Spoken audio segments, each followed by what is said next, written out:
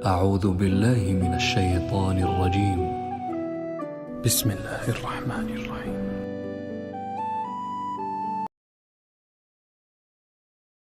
میں نے ایک پادری سے ایک دفعہ میری ملاقات ہوئی. پہلے تو میں چرچ ورچ بھی چلا جاتا تھا پادریوں سے تھوڑا گپ شپ لگانے کے لیے, تھا عیسائیت کو سمجھنے کے لیے. میری ہمیشہ عادت ہوتی ہے کتابوں کے بجائے نا جو صاحب کتاب ہے اس سے علم سیکھا جائے. ایک شوگر کے اسپیشلسٹ آئے 2-4 دن پہلے ملنے کے لیے. میں 3 گھنٹے ان کے پی گیا. اسی ہفتے کی بات ہے. شوگر کے بارے میں معلومات یہ وہ تو کافی بیچارے تھک گئے نا. میں نے کہا بہت زیادہ ہو گئی, ان کی شوگر کہیں لو نہ ہو جائے. تو میں نے ان سے کہا دیکھیں یہ باتیں میں کتابوں سے پڑھتا نا تو مجھے 20 کتابیں پڑھنی پڑتی, پھر بھی جا کے میں اس نتیجے پر نہیں پہنچتا جو شوگر کے اسپیشلسٹ سے گپ شپ لگا کے میں اس رزلٹ تک پہنچ گیا ہوں. حقیقت ہے کتاب کے بجائے جو صاحب کتاب ہے نا وہ آپ کا فاصلہ بہت جلدی طے کرا دے. ہسٹری پڑھنی ہے آپ نے تو ہسٹری کی کتابیں ہیں, لیکن جو ہسٹری کے پہلے سے ماہرین ہیں آپ ان سے جلدی سیکھ سکتے ہو. اپنے یعنی جو چیزیں آپ کو چاہیے نا وہ نوٹ بھی کر سکتے ہو آپ. تو علم کا ایک طریقہ یہ بھی ہوتا ہے کیونکہ انسان کے پاس محدود وقت ہے, وہ ہر چیز میں کتابیں پڑھ کے مہارت حاصل نہیں کر سکتا. یہ جو لوگ کہتے ہیں نا جن کو سب پتا ہے, ان کو کچھ بھی نہیں پتا ہوتا, تبھی ان سے ماہرین کبھی متاثر نہیں ہوتے, ان سے بیوقوف لوگ متاثر ہوتے. کسی اسکالر کے بارے میں کل مجھ سے کسی نے پوچھا کہ فلاں اسکالر ہے وہ تو عالم بھی نہیں ہے اور لوگ بہت سن رہے ہیں. میں نے کہا کوئی ایک عالم بتاؤ جو اس کو سن رہا ہو. میں نے کہا ایسے تو بہت سارے ڈاکٹر ہیں یوٹیوب پہ جو ڈاکٹر نہیں ہے لیکن لوگ بہت سن رہے ہیں, مگر ڈاکٹر ایک بھی نہیں سن رہا ہوگا اس کو. صحیح ہے نا. وجہ اس کی ہے کہ جس کے پاس میڈیکل سائنس کا علم ہی نہیں ہے وہ تو خود بیچارہ فارغ ہے. اس کو تو کوئی بھی میڈیکل سائنس کے نام پہ منجن بیچ دے, حکمت حکیم کے نام پہ منجن بیچ دے, وہ متاثر ہوگا, ڈاکٹر نہیں ہوگا متاثر. ٹماٹر کے فضائل حکیموں نے ڈالے ہوئے نا, ٹماٹر کھانے سے یہ, ٹماٹر کھانے سے وہ. لوگ کہہ رہے ہوتے ہیں کل سے ٹماٹر کا سوپ بنا کے پیئیں گے ہم, لیکن کوئی حکیم جو ماہر ہو وہ متاثر نہیں ہو رہا ہوگا. وہ کہے گا پتہ نہیں کہاں سے لایا یہ. عوام اس لیے ہم اور آپ جیسے لوگ اس لیے متاثر ہو رہے ہیں کہ ہمارے پاس میڈیکل سائنس کی الف بے بھی نالج نہیں ہوتی, لہذا جو صحیح ڈاکٹر ہے ان کی ویورشپ بہت کم ہے یوٹیوب پہ. 2 نمبر ڈاکٹروں کے ملین سبسکرائبر ہیں, ملین. تو عوام کے متاثر ہونے سے نا کسی اسکالر یا کسی ڈاکٹر سے عوام متاثر ہے, اس سے قطعاً متاثر نہ ہوا کرو. یہ دیکھو وہ پڑھے لکھے لوگ کتنے متاثر ہیں. تو اگر کوئی مذہبی اسکالر ہے اس سے مذہبی اسکالر تو علماء ہوتے ہیں نا, علماء کتنے متاثر ہیں. اگر علماء متاثر ہے بھائی علم ہے, اگر علماء میں ایک بھی متاثر نہیں ہے اس کا مطلب یہ عوام میں تو منجن بک رہا ہے ٹائٹ طریقے سے. اس سے پڑھے لکھے لوگ بالکل متاثر نہیں ہوتے. لیکن کمال کی بات ہے کہ آج جو جتنا بڑا جاہل ہوتا ہے اور جاہلوں کے کراؤڈ کو دیکھ کے وہ فخر بھی کرتا ہے. یعنی پہلے زمانے میں یہ ہوتا تھا کسی کو اپنا لوہا منوانے کے لیے کہتا تھا کہ مجھے دیکھو میں ڈاکٹر ہوں تو دیکھو کتنے ڈاکٹر مجھے سنتے ہیں. لوگ کہتے تھے یار واقعی آپ کے تو ڈاکٹر بڑی رسپیکٹ کرتے ہیں. لیکن اب الٹا ہو گیا ہے, اب ہے تو میں ڈاکٹروں کی دکانیں بند کرنے آیا ہوں. لوگ اس طرح کے نا میں نے دیکھے حکیم ڈاکٹر یوٹیوب پہ آ کے اس طرح کی باتیں کر رہے ہیں, یہ ڈاکٹر سارے بیوقوف بنا رہے ہیں, میں ہوں اصل میں. تو سمجھ لو کہ یہ ڈاکٹری کے نام پہ بیوقوف بنا رہے ہیں. صحیح ہے نا. یہ سارے ڈاکٹر کیسے ہو گئے بھائی, کوئی نئی چیز آئی ہے مارکیٹ میں جو کسی ڈاکٹر کو پتہ نہیں, صرف اسی کو پتہ ہے. اس طرح کے میں نے ڈاکٹر بھی دیکھے, اسکالرس بھی دیکھے. خیر تو آپ خوب اچھی طرح سمجھ لو کہاں سے بات چل رہی تھی. ہاں تو شوگر کے ڈاکٹر سے ملاقات ہوئی نا, تو میری عادت ہوتی ہے جو جس چیز میں اس کو کافی اس سے نالج لینے کی کوشش کرتا ہوں. تو یہ بات ہاں تو میں پادری کے پاس گیا, بچپن کی بات ہے نا, مجھے تھا یہ اس قسم کے شوق الٹے سیدھے. تو میں چرچ میں چلا گیا, اس وقت مشہور بھی نہیں تھا. تو میں نے وہ پادری صاحب سے نا گپ شپ شروع کر دی.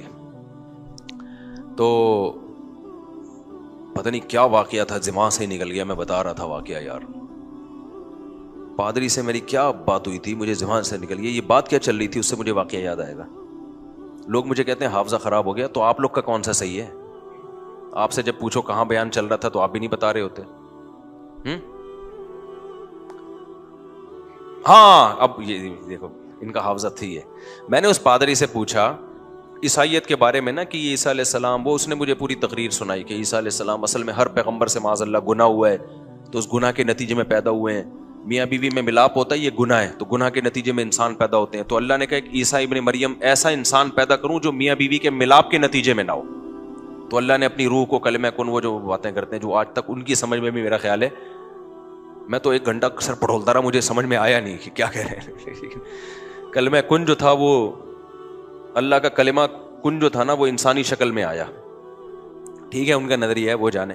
خیر اس کا خلاصہ یہ کہ کلمہ کن انسانی شکل میں آیا اور وہ گناہ کے نتیجے میں نہیں, بس عیسیٰ پاک روح پیدا ہو گئی اس کے نتیجے میں. تو اچھا, ان کے ہاں پادریوں میں یہ بھی ہے کہ شادی بیاہ اچھا عمل نہیں ہے, جو بہتر نہیں ہے. بہتر ہے کہ آپ للہ فی اللہ زندگی گزاریں نکاح سے دور, کیونکہ ان کے ہاں جو میاں بیوی کا ملاپ ہے نا, اس کو اچھی نظر سے نہیں دیکھا جاتا. حلال تو ہے مگر یہ کہ جو نہ کرے وہ زیادہ اچھا ہے, پاکیزہ ہے نا, پاکیزہ. جیسے حضرت مریم کا نکاح نہیں ہوا تھا, ان کے مذہب میں یہ چیز ہے. پادریوں میں بھی اصل جو مذہب تھا وہ یہ کہ نکاح مت کرو, اب انہوں نے کرنا شروع کر دیا ہے. لیکن پادریوں کا جو اصل مذہب تھا رہبانیت, وہ نکاح مت کرو کیونکہ یہ عمل گندا ہے. تو اس پہ بحث شروع ہو گئی کہ یہ گندا ہے کہ اچھا ہے. میں نے کہا مجھے ایک بات بتاؤ, ہم اور آپ جو پیدا ہوئے یہ غلط ہوئے, نہیں ہونا چاہیے تھا. میں نے کہا نہیں. تو میں نے کہا جس کام کے نتیجے میں پیدا ہوئے وہ کیوں غلط ہو گیا بھائی, پھر وہ کیوں غلط ہو گیا؟ ایک مثال دے رہا ہوں میں, جس کام کے نتیجے میں, بھائی اسلام نے تو بتا دیا کہ حلال ہے کیا ہے, حرام ہے. حرام کرو گے تو ولد زنا بچے پیدا ہوں گے, غلط ہو گیا نا. حلال کرو گے تو حلال بچے پیدا ہوں گے. تو کام ہی کو غلط قرار دینا ٹھیک نہیں ہے.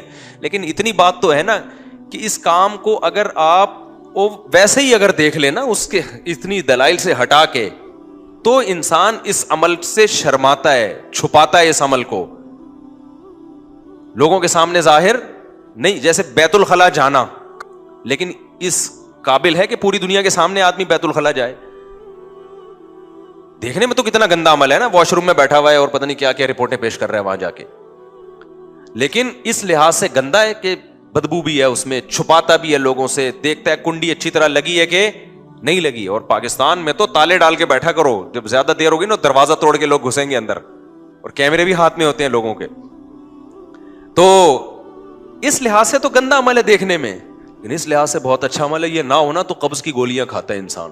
حکیم صاحب 3 دن سے واش روم نہیں گیا. حکیم کیا ہے کہ تو واش روم جانا چاہتا ہے, اتنا گندا عمل. اچھا ہے شکر کر, نہ بدبو آ رہی ہے کہیں سے, اور نہ جو ہے تو کہیں گندگی ڈال کے آ رہا ہے. اور اب ہم باتیں کرتے ہوئے بھی گھنا رہی ہے ایسی باتیں کرتے ہوئے. لیکن بھائی گندا ہو کے بھی کیا ہے, ضرورت ہے. نہیں ہوگا تو قبض کی گولیاں کھا کھا کے واش روم جاؤ گے, اور زیادہ 1 ہفتہ قبض ہو گیا تو بولو گے بھائی اب تو جمال گوٹا کھلا دو حکیم صاحب, تو جمال گوٹا کھلاؤ. تو اس لحاظ سے کیا یہ گندا عمل ہے کہ چھپاتا ہے انسان اس عمل کو. تو میاں بیوی کا ملاپ بھی اس لحاظ سے چھپانے کا عمل ہے, انسان کو اس میں حیا آتی ہے. لیکن نتیجے میں کیا ہو رہا ہے, نتیجہ بالکل اپوزٹ ہو رہا ہے. اولاد ملتی ہے جس پہ انسان خوشیاں مناتا ہے, انہی اولاد میں مجاہدین پیدا ہوتے ہیں, بڑے بڑے نیک لوگ پیدا ہوتے ہیں, بڑے بڑے دنیا میں کام کرنے والے لوگ پیدا ہوتے ہیں. تو میں یہ کہہ رہا تھا ان دونوں عملوں میں آپس میں کوئی ظاہری طور پر مناسبت نہیں ہے. اگر ہم سائنسدانوں کے حوالے کر دیتے کہ وہ بتاؤ یہ انسان کیسے دنیا میں آیا, اور انہوں نے یہ پروسیس اپنی آنکھوں سے نہ دیکھا ہوتا, تو خدا کی قسم کبھی اس نتیجے پہ نہیں پہنچتے کہ یہ نر مادہ کے ملاپ کا رزلٹ ہے. پودوں کو بھی نہ دیکھا ہوتا انہوں نے اگر, تو کبھی بھی اس نتیجے پر نہیں پہنچتے. مولانا شیخ تھانوی رحمہ اللہ نے ایک بڑی پیاری بات لکھی ہے ڈاروین کے بارے میں نا, جو ایوالو ہونے کا قائل ہے, ایوالو ہوا ہے. انہوں نے فرمایا کہ یہ جو منی سے انسان بنتا ہے نا, منی کے قطرے سے, اگر سائنسدانوں کو لے جا کے نا جنگل میں چھوڑ دیا جائے, یا جنگلی لوگوں کو کہا جائے کہ اس پہ ریسرچ کرو, جنہوں نے یہ عمل کبھی نہ دیکھا ہو, فرمایا اگر کوئی ان کو جا کے بتائے نا یہ عمل ہوا ہے, وہ 100 دفعہ مر کے پیدا ہو جائیں گے مگر اس عمل پہ یقین نہیں کریں. کہتے ہیں امپاسبل, ایسا ہو ہی نہیں سکتا. تو لیکن ہم نے مشاہدہ کر لیا تو ہم اللہ کی اس قدرت پہ ایمان لے آئے. تبھی اللہ کہتا ہے کہ جو منی سے انسان کو بنا سکتا ہے, اور منی کے لفظ قرآن نے کیا لفظ استعمال کیا, من نطفۃ امشاج, ملے ہوئے پانی سے, سلالۃ من ماء مہین, ایک ذلیل گھٹیا پانی جو خلاصہ ہوتا ہے مختلف چیزوں کا. سلالہ پتہ ہے کسے کہتے ہیں؟ سلا یتسللو کا معنی ہوتا ہے کھسکنا, جیسے آٹے میں سے بال آپ یوں کر کے آرام سے نکال لیتے ہیں, ہوتا ہے نا, یا کوئی مجلس میں بندہ بیٹھا وہ کھسک کھسک کے پتلی گلی سے نکل جائے, اس کو بھی یتسللون منکم لواذا سورہ نور میں, کہ منافقین نبی کی مجلس میں ہوتے تھے یوں ہی کر کے کھسک کے نکل جاتے تھے, بغیر اجازت کے چلے جاتے تھے. تو اللہ نے منی کے لیے سلالہ کا لفظ استعمال کیا قرآن مجید میں. کیا مطلب؟ اب اتنے بڑے مجمع سے نکلنا مشکل کام ہے نا, لیکن ایک بندہ تھوڑا سا کھسکتا ہے, تھوڑا سا یوں ہوا, تھوڑا سا یوں ہوا, تو پتہ ہی نہ چلے, اور ایسے سلولی یوں کر کے تھوڑی دیر میں مارکیٹ سے شارٹ. ہمیں پتہ بھی نہیں چلتا, یہ بغیر بتائے کلاس سے طالب علم چلا گیا, استاذ کو پتہ ہی نہیں چلتا, تو غصہ کیسے آئے گا؟ تو منافقین یہی کام کرتے تھے. اسی کے لیے اللہ نے سلالہ کا لفظ جو استعمال کیا منی کے لیے بھی, کہ مختلف خوراکیں ہیں جو باپ اور ماں کھاتے ہیں, کتنی جلدی اللہ تعالیٰ اس سے منی کی چیزوں کو کھسکا کے نکال دیتا ہے. ٹھیک ہے نا, سلیکٹڈ چیزیں ہوتی ہیں جس سے منی بنتی ہے اور آگے اس سے انسان بننا ہے. گوشت, انڈے, روٹی, شہد. میرے منہ پہ تو اچھی اچھی چیزیں ہی آتی ہیں, اب کیا کروں, آج کل کی مثالیں دیتا ہوں, غلط معذرت, آپ کہیں گے پتہ نہیں کون سے زمانے کی بات, جیسے برگر, پیزا, گولا گنڈا, یہ سب چیزیں ماں باپ کھا رہے ہیں, تبھی بچے بھی گولے گنڈے جیسے پیدا ہو رہے, کیونکہ خلاصہ تو سلالہ کا مطلب خلاصہ جو ایسے کھسکا کے اللہ نے نکالا ہو, یعنی خفیہ طریقے سے نکل رہا ہے, پتہ ہی نہیں چل رہا, ورنہ یہ کام بڑا مشکل ہے بھائی. جو انسان کے جو اسپرم ہوتے ہیں وہ جن چیزوں کا مرکب ہے, وہ کیا ہے, میگنیشیم ہے, اس میں پوٹاشیم ہے میرا خیال ہے, یا اس زنک کی بہت بڑی مقدار ہوتی ہے, اور کچھ گلوکوز کی ایک خاص قسم ہوتی ہے جو کھجور اور شہد میں ہوتی ہے. وہ جو ڈاکٹر آئے تھے نا شوگر کے, انہوں نے کہا کہ گلوکوز اور شہد میں جو شوگر ہوتی ہے نا, تو اسپرم میں بھی وہی شوگر ہوتی ہے. اب دیکھنا گلوکوز مارکیٹ, وہ شہد اور کھجور مارکیٹ میں ہو جائے گا مہنگا, ہو سکتا ہے بیان کے بعد آپ سیدھا کھجور خریدنے جاؤ. خیر, تو یہ ساری چیزوں کا خلاصہ ہے جس سے اسپرم تیار ہوتے ہیں. کتنی جلدی ہو جاتے ہیں دیکھو, یعنی انسان جس چیز سے بنتا ہے وہ کیا ہے, ابا اماں جو کچھ بھی کھا رہے ہیں, میاں بیوی جو کچھ بھی کھا رہے ہیں, روٹی کھا رہے ہیں, پراٹھا کھا رہے ہیں, مکھن کھا رہے ہیں, تھوڑے ہی ٹائم کے اندر اللہ تعالیٰ کیا کرتے ہیں, ساری چیزوں سے انسان بننے کے لیے جو چیزیں استعمال ہوتی ہیں نا, وہ ساری نکال کے اسپرم کی صورت میں جمع کر دیتے ہیں. چلو بھائی, تو یہ ایسے یہ کھسکا کے نکالی ہے کہ نہیں نکالی ہیں؟ ہونا تو یہ تو لاکھوں سال میں یہ پروسیس ہونا چاہیے تھا بھائی. یہ کیمیائی عمل ہو رہا ہے بڑا لمبا چوڑا, اس کے لیے تو صدیاں لگنی چاہیے. 72 گھنٹے کے اندر جو ہے نا, 72 گھنٹے کے اندر یہ پورا پروسیس مکمل ہو جاتا ہے. یعنی جتنا ڈسچارج ہوا ہے نا مرد یا عورت, وہ 72 گھنٹے میں ڈاکٹر کہتے ہیں مکمل وہ مادہ بن کے تیار ہو جاتا ہے, اور چند گھنٹوں کے اندر بننا شروع ہو جاتا ہے. لیکن بنتا کیسے ہے؟ سیب, انار, انگور, جو کچھ کھا رہے ہو, کیسے یار اللہ نے ایسا سسٹم لگا دیا اندر کہ میدا جا کے پہلے ہضم کرے گا, جگر خون بنائے گا, پھر اس سے کیا کیا چیزیں, جو چیزیں بن رہی ہیں, آنکھوں کی بینائی, کانوں کی سماعت, یہ ساری چیزیں بنتے اور ادھر اسپرم بھی بن رہے ہیں. تو یہ اس کے لیے اللہ نے سلالہ کا لفظ مختلف چیزوں کا مرکب اللہ نے نکالا.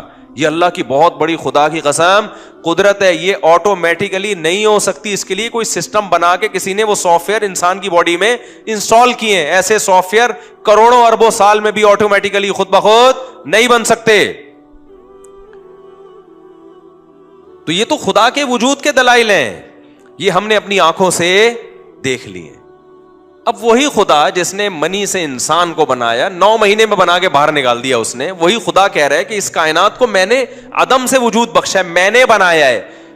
پہلا انسان ڈائریکٹ آدم بنایا میں نے, وہ بندر سے نہیں بنا, وہ ڈائریکٹ میں نے مٹی سے بنایا. تو مان لو یار جو یہ کر سکتا ہے وہ بھی کر سکتا ہے, لیکن سائنس نہیں مانے گی, سائنس کے لیے ہمارے مشاہدے میں نہیں ہے. تو ہم یہ کہیں گے آپ کے جب ایک چیز مشاہدے میں نہیں ہے تو آپ بولو سائنس اس بارے میں خاموش ہے, ہم کچھ کہہ نہیں سکتے اس بارے میں کیا ہوا تھا, ہمارے پاس نالج نہیں ہے. ہم نے منی سے انسان بنتا ہوا دیکھ لیا, یہ تو ہم کہہ رہے ہیں بھائی ایسے بنا ہے, کھوپڑی میں تو یہ بھی نہیں آتا لیکن بن گیا ہے بھائی. تو جب اللہ کہہ رہا ہے کہ میں نے ڈائریکٹ مٹی سے آدم کو بنا دیا, تو اس کو مانتے ہوئے موت کیوں آ رہی ہے؟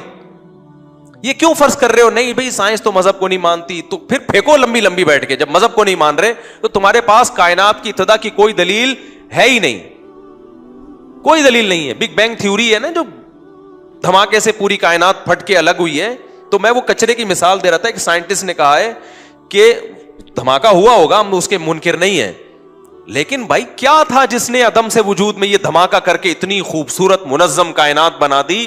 یہ کون سا دھماکہ ہے بھائی؟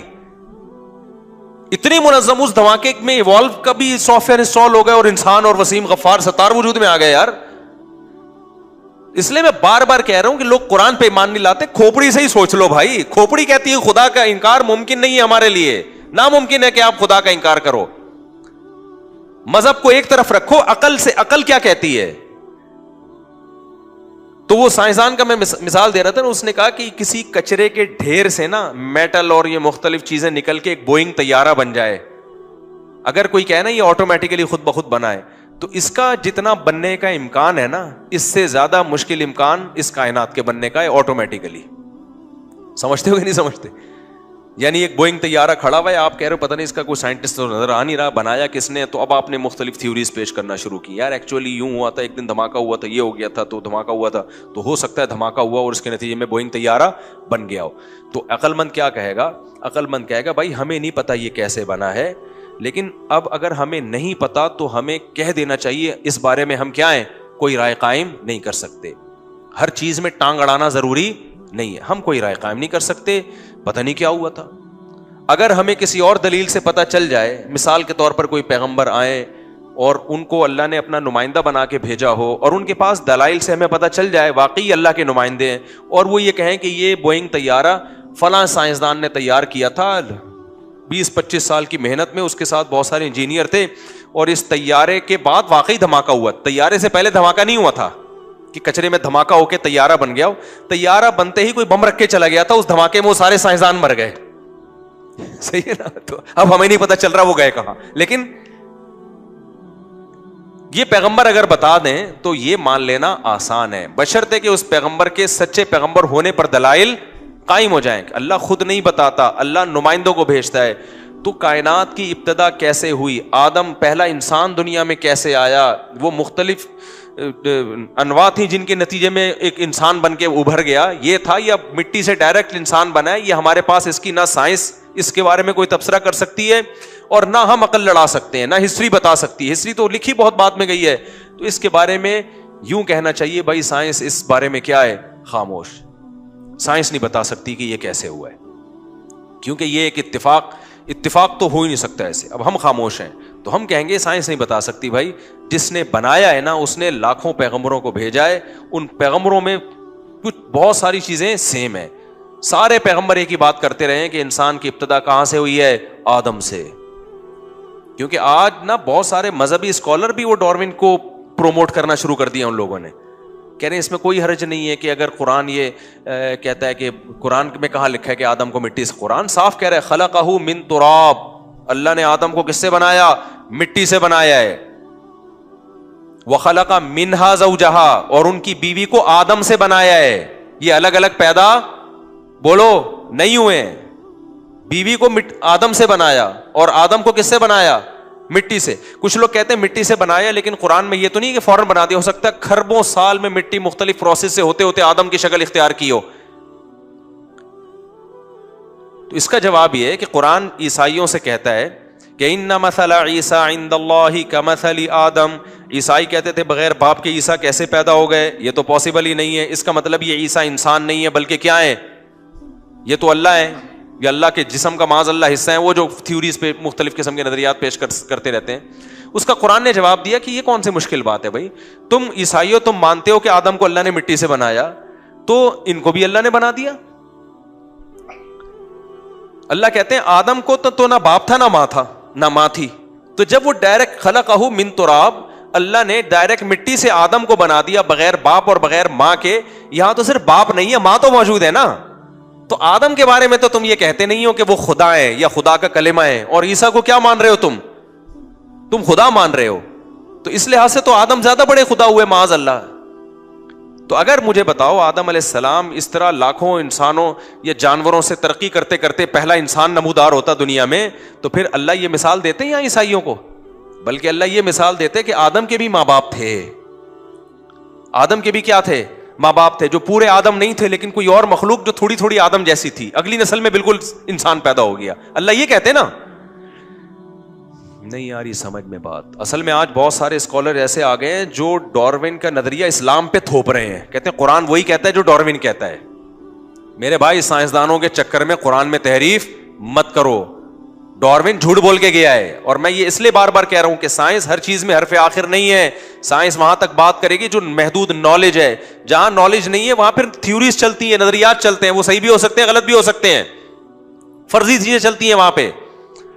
تو فرض کر لیا ہے کہ جی ہو میں بھی ممکن ہے اس طرح ہوا ہو، لیکن یہ فرض کرنا اتنا مشکل ہے کہ سائنسدان کیا کہتا ہے ایک سائنٹسٹ کہ جیسے کچرے کے ڈھیر سے ایک طیارہ بن جانا، جہاز بن جانا ناممکن سی بات ہے بھائی، یہ امکان ہی نہیں ہے اس کا. ایسے ہی اس کائنات کے نتیجے میں یہ اتنی مینجمنٹ آ گئی ہے، طیارے سے زیادہ مشکل مینجمنٹ ہے. آپ کو پتا ہے طیارہ بنانا آسان ہے, مچھر بنانا مشکل ہے, کیونکہ جاندار چیز ہے. مچھر بھی خود بخود بن گیا, ہاتھی بھی خود بخود بن گیا, اونٹ بھی خود بخود بن گیا, اور پرندے بھی خود بخود بن گئے, مرغیاں بھی خود بخود بن گئیں, انڈے بھی خود بخود دے رہی ہیں, انڈوں پہ بیٹھنے کا عمل بھی آٹومیٹکلی سیکھ لیا, 21 دن تک گھمانا بھی خود بخود سیکھ لیا. مجھے وہ میرا ایڈیٹر ہے نا بیان سنتا ہے, کہتا ہے یہ انڈوں کی مثالیں بہت ہو گئی, میں نکال رہا ہوں بیان سے. پچھلے بیان میں انڈے کی مثال آئی تھی, اس نے بیان سے ہی نکال دی, تو اس کو نکالنے کی اجازت نہیں. مرغی جب تک انڈا دیتی رہے گی, انڈے کی مثالیں مارکیٹ میں چلتی رہیں گی, اور مرغی کا ایک ایک انڈا اور اس انڈے پہ مرغی کا بیٹھنا اور مرغی کا اس انڈے کو 12 گھنٹے سے گھمانا اور پھر چوزا نکلنا, اور چوزا نکل کے, چوزا نکلتا کیسے ہے آخری دن نا, جب چوزا تیار ہوتا ہے وہ چھلکے کا خول بہت مضبوط ہوتا ہے, چھلکا جو ہے نا مرغی کا, چوزے جو انڈے کا چھلکا ہے بڑا مضبوط ہوتا ہے, اور مرغی کے جو چوزا ہے اس کی چونچ بہت نازک ہوتی ہے. یہ ایک بڑا سوال ہے یار, یہ کمبخت اتنا مضبوط خول توڑ کے نکلتا کیسے ہے, نکلتا کیسے ہی؟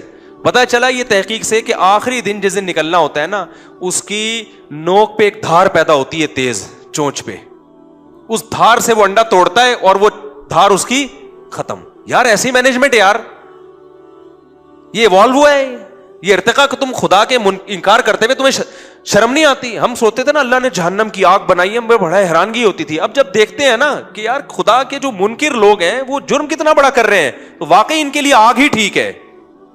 اللہ کہے گا انہی سائنسدانوں کے ساتھ اس آگ میں جلو جنہوں نے خدا کے وجود کا انکار کیا ہے, انہی کے ساتھ جلو اس آگ میں جا کے. اتفاق اتفاق. پھر بھی میں بتاؤں سائنس مجبور ہے یہ کہنے پر کہ ایسے ہوا ہے. وجہ کیا ہے کہ انہوں نے تو خدا کا ماننا ہی نہیں ہے نا. وہ کہتے ہیں سائنس تو مذہب کی دنیا مذہب سے بحث ہی نہیں کرتی, تو کوئی نہ کوئی لاجک بیان کرنی ہے, تو وہ بیان کر دیں گے جی ہوتا ہی ہے کہ وہ آخری دن میں کوئی ایسے ہو سکتا ہے کوئی کیلشیم زیادہ آ جاتا ہو چونچ میں, تو ابے ہم کب کہہ رہے ہیں کہ نہیں آتا, لیکن آخری دن میں ہی کیوں آ رہا ہے, جس دن اس نے نکلنا ہے انڈے سے. تو جب تک دنیا میں انڈا رہے گا, جب تک مرغی رہے گی, مرغی انڈا دے گی, 21ویں دن چوزے انڈے سے باہر نکلے گا, پھر مرغی اس کو پالے گی, اور پہلے دن سے مرغی دانا توڑ توڑ کے اپنے بچے کو کھلائے گی. یہ سارے انڈے ڈاروین کے منہ پہ ایک ایک انڈا زور زور سے چماٹ مارتا رہے گا اور بتاتا رہے گا, بتا یہ کون ہے جس نے مجھے بنایا, یہ کیسے آٹومیٹکلی وجود میں آ گیا سب کچھ, یہ پورا نظام. نہیں آ رہی میرا خیال ہے بات سمجھ میں. دیکھو جس کو خدا پر ایمان لانا ہوتا ہے نا, ایک ایک مثال پکار پکار کے کہہ رہی ہوتی ہے کہ مجھے کوئی پیدا کرنے والا ہے, بشرطے کہ کھوپڑی صحیح کام کر رہی ہو, دل کی آنکھیں کھلی ہوئی ہوں.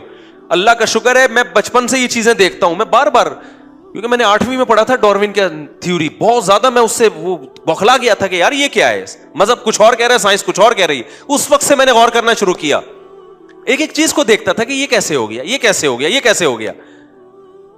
اس دن میرے پاس ایک ڈاکٹر صاحب ہے, میں ان کو مرغی انڈوں پہ بیٹھی ہوئی تھی, لے جا کے دکھا دی ان کو. میں نے کہا دیکھ لے.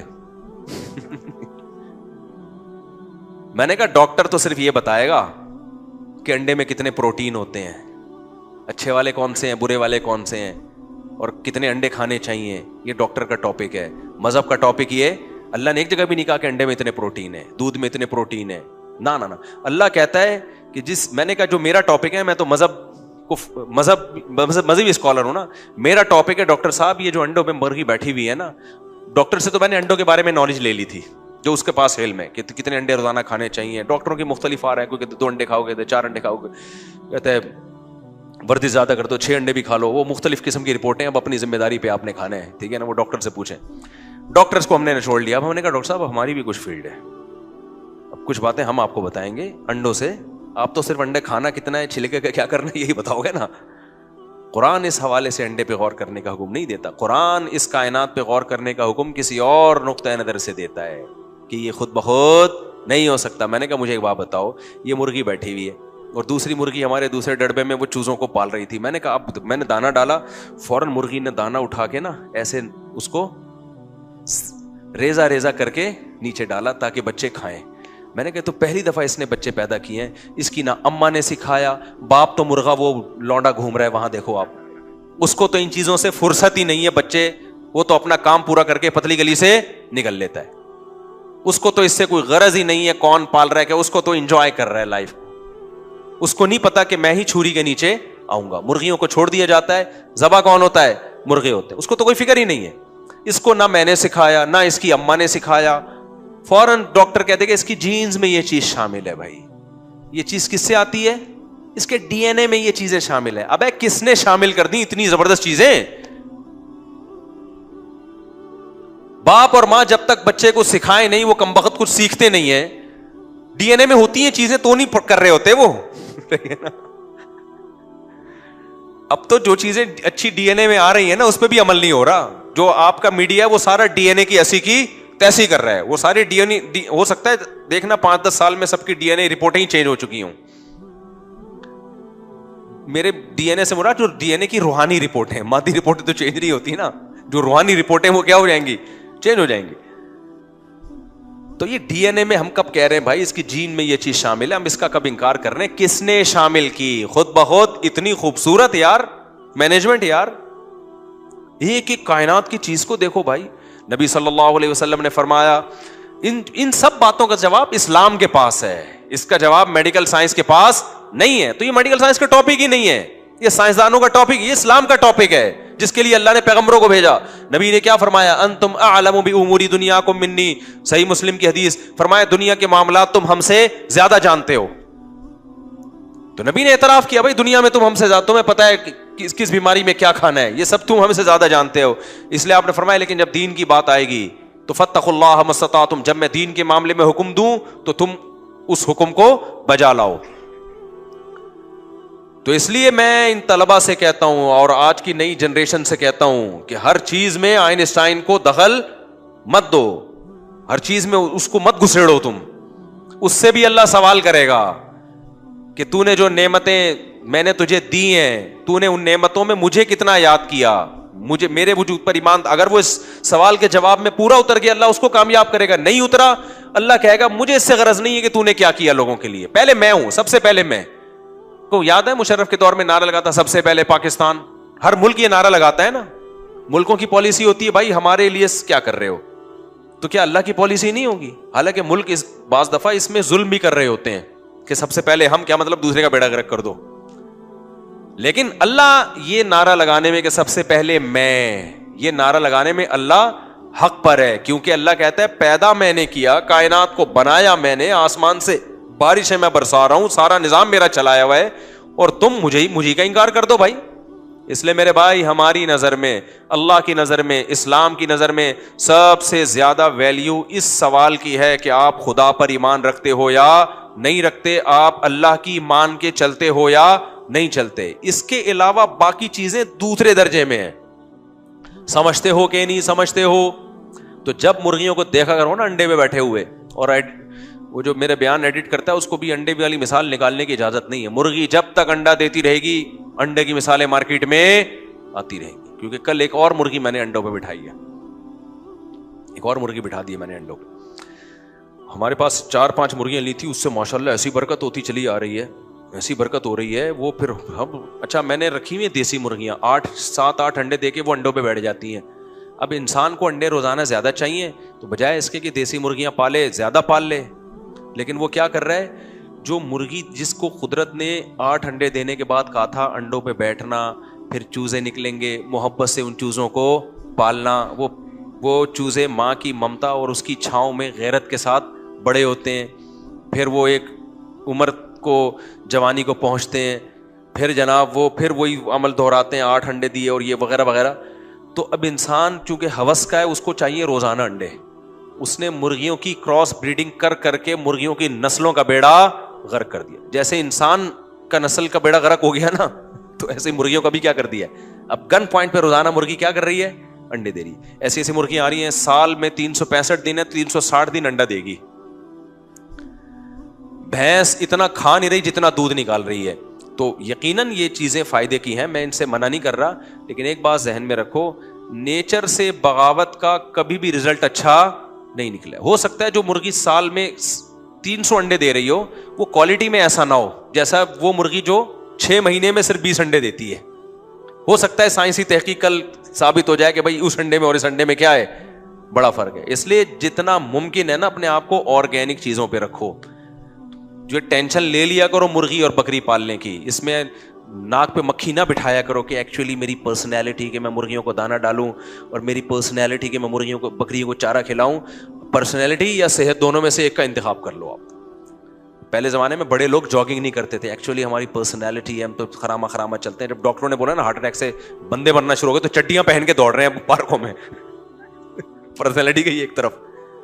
मैंने बाज ऐसे नेक लोग देखे हैं, वो बहुत पुरवकार ज़िंदगी गुजार रहे होते हैं, उनके मुरीदीन होते हैं, शेख साहब जा रहे हैं, हज़रत जी आगे आगे खरामा खरामा। जैसे पहले ज़माने में दुल्हन रुखसत होती थी ना, बड़ी तमीज़ से होती थी, अब तो पहुँच के फ़ोन कर देती, अब्बू मैं आ गई हूँ, आप बताइए कल आ जाऊंगी मिलने के लिए।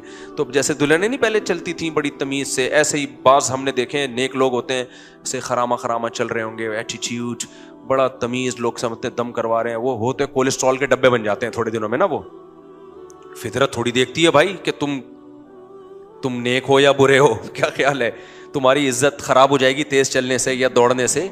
नेचर इन चीज़ों से मुतासिर नहीं होती, नेचर थोड़ी मुतासिर होती है इन चीज़ों से।